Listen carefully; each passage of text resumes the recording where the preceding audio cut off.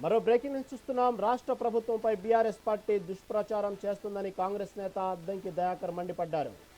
BRS అంటేనే అవినీతి అక్రమాలకు కేర్ ఆఫ్ అడ్రస్ అని విమర్శించారు.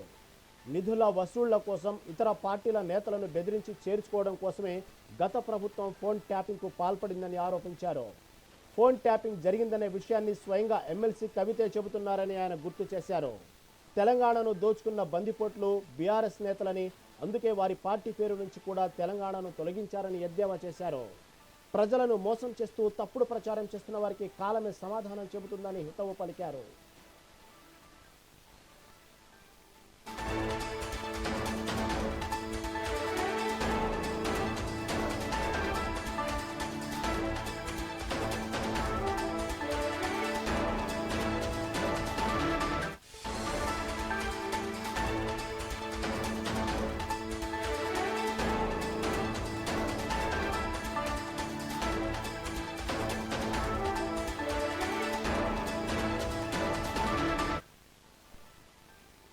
రాష్ట్ర ప్రభుత్వంపై బీఆర్ఎస్ పార్టీ దుష్ప్రచారం చేస్తుందని కాంగ్రెస్ నేత అద్దంకి దయాకర్ మండిపడ్డారు.